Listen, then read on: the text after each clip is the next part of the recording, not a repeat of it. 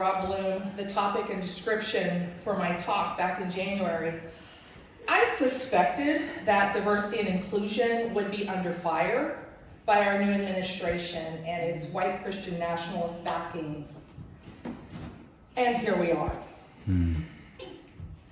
I would say that I'm not going to be too political this morning, but that would be a lie. As feminists who are saying, even as far back as the 1960s, I mean, for some of that was far back.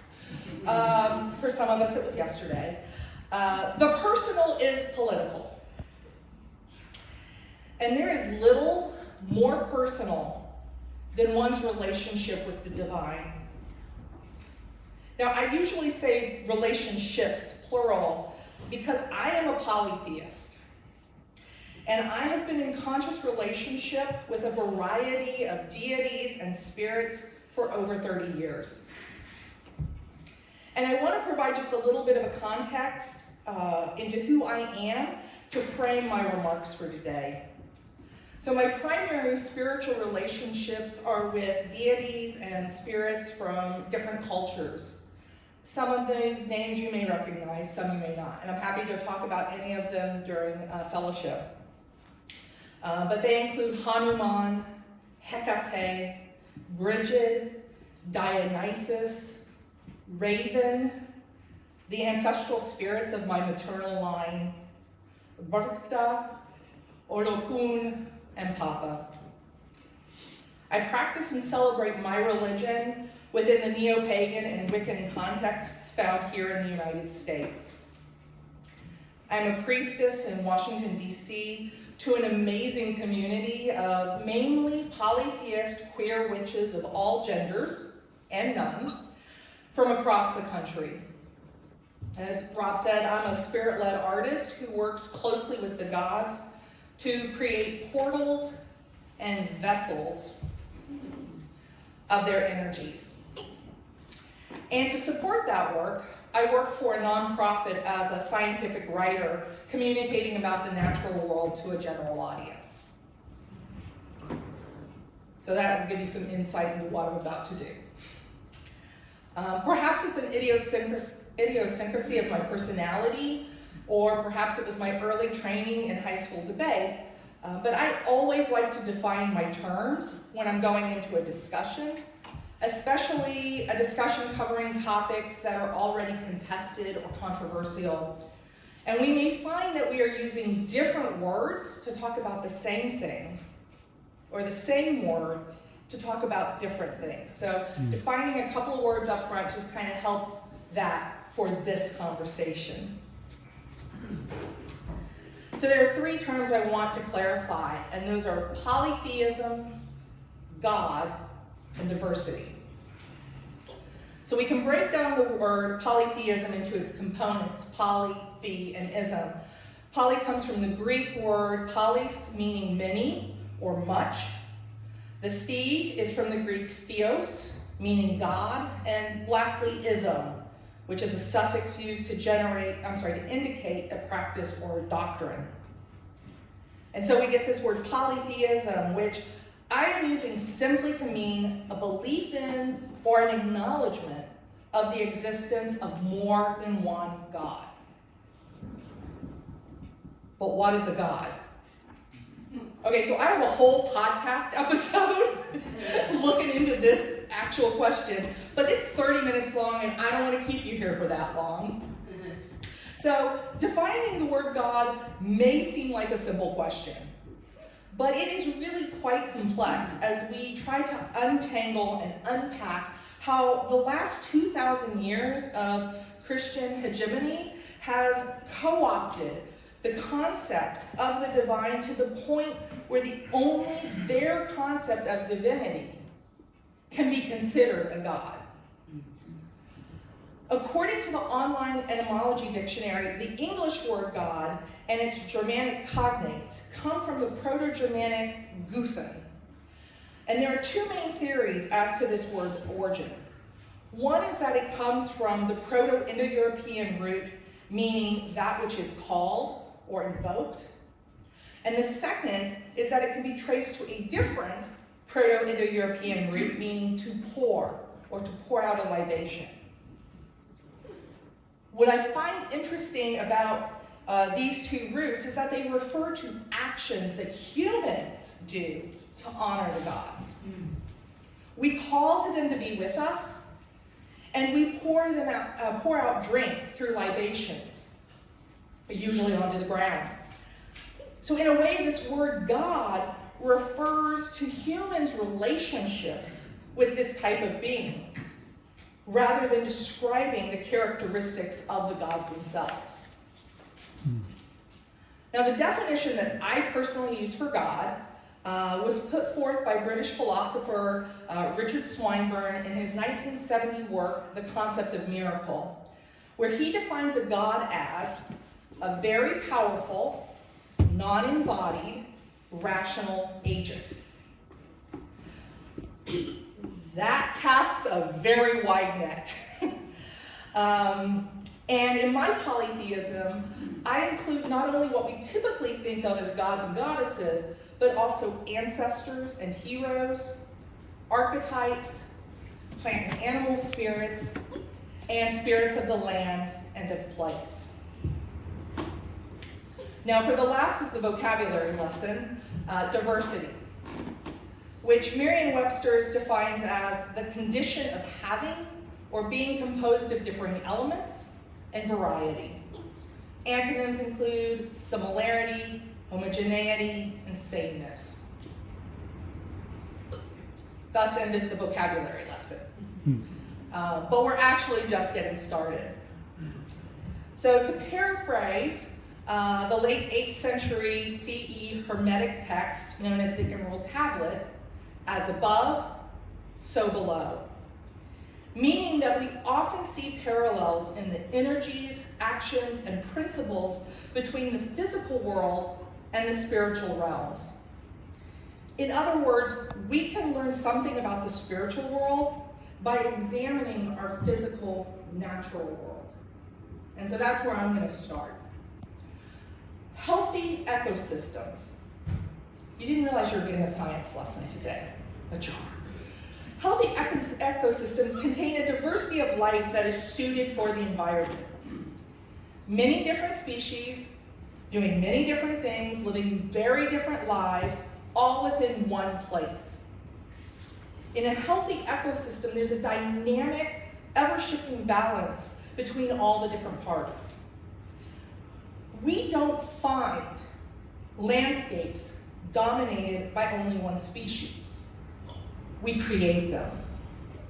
Large fields filled with one crop, planted in tidy little rows and free of weeds and pests.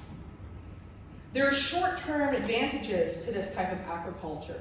It takes relatively few farmers to feed the majority of the population relatively cheaply. But history and soil science tells us that this type of monoculture, over time, sucks the nutrients from the soil without adding anything back. The methods of tilling the soil each season and leaving the field bare for part of the season actually destroys the microbiome in the soil that makes plants grow in the first place.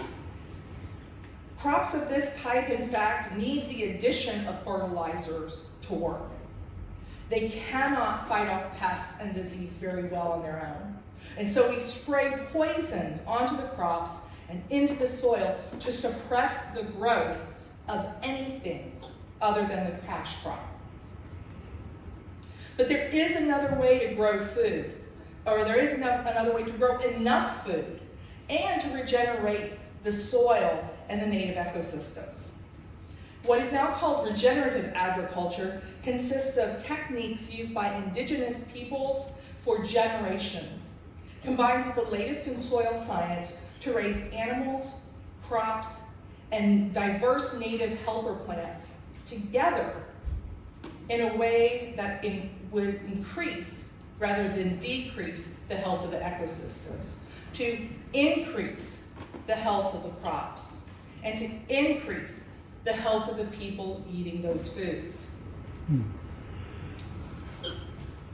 Another place that we can see this poly versus mono dichotomy is in the cultural sphere.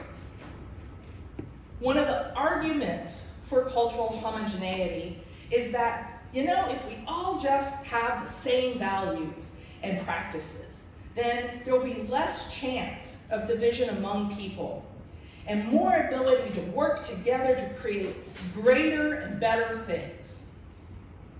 And I always have to ask, for whom?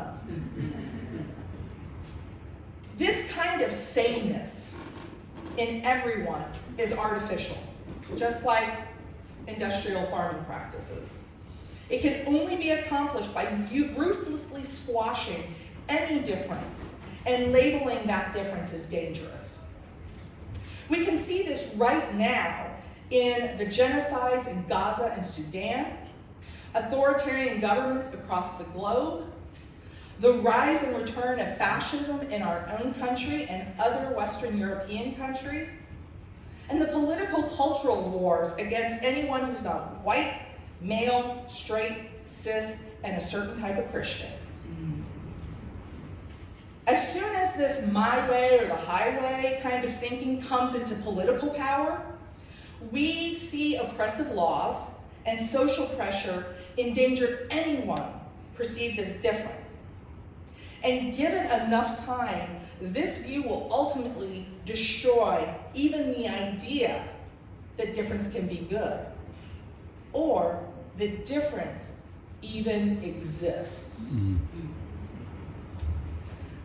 Where there is not only the presence of diversity, but the acceptance and embrace of that diversity in people and their lived experience, as well as in different cultures and cultural traditions, these societies thrive just as healthy ecosystems thrive.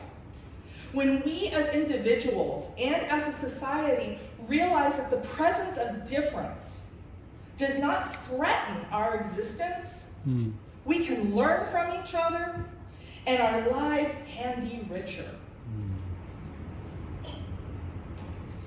Now, what would it be like if we included divine diversity into our discussions about ecological and human diversity? Could living in a world full of gods help us to embrace the diversity and the sacredness of the earth and each other fully? As professor of classics and comparative literature, Dr. Paige DuBois writes in her book, A Million and One Gods, this is a world in which everything is full of gods. Not an absent, patriarchal, transcendent, judgmental God, but a world of divine energy and forces. Not coherent, not directed from a center, but perhaps more reflective of the complexity of human experience. It's not a stretch to say that polytheism does not get a lot of love in our culture.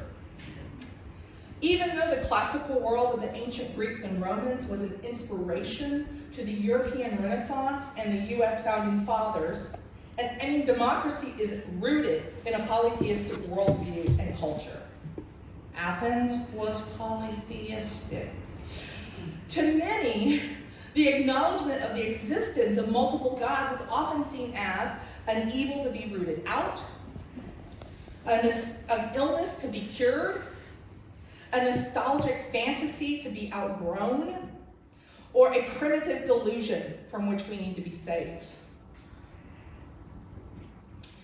Instead, I invite you to reconsider polytheism as a spiritual perspective or worldview that embraces and celebrates the diversity found in the natural world and in the human world, and one that could provide some much-needed lubrication to ease the conflicts and relationships between different cultures and peoples in our cosmopolitan, globalized world.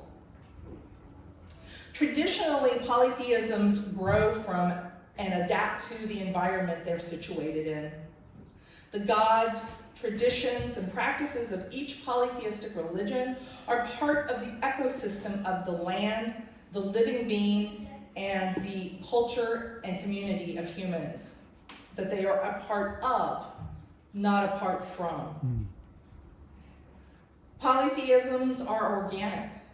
They grow from the soil of lived experience with the land, the plants, and the animals. And they are diverse within and amongst themselves. No two polytheisms are alike. Now, from my perspective and experience, this is a strength of polytheism as a worldview, not a weakness.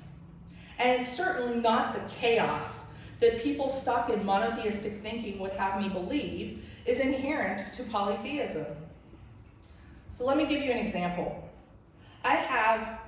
So almost all my friends are polytheistic. I'll just admit that right now. But I have two who work closely with deities with very different concerns, agendas, and personalities.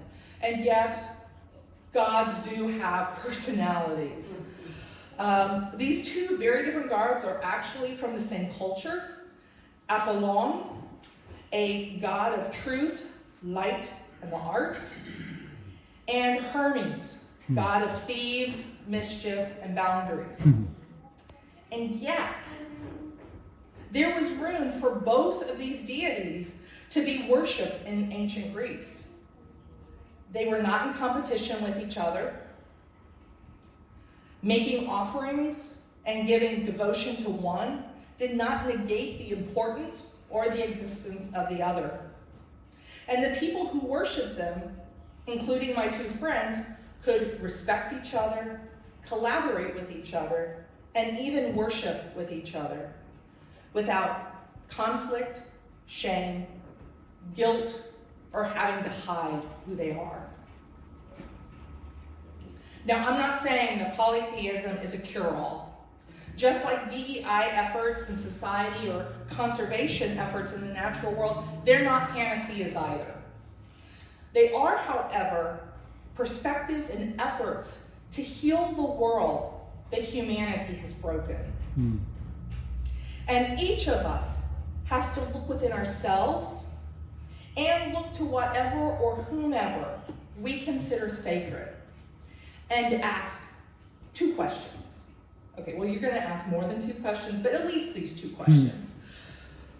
What will best support a healthy and diverse world? And how can I be in right relationship with that world, with my neighbors, and with the divine? I invite you to explore those questions in community with each other. Thank you. Thank you.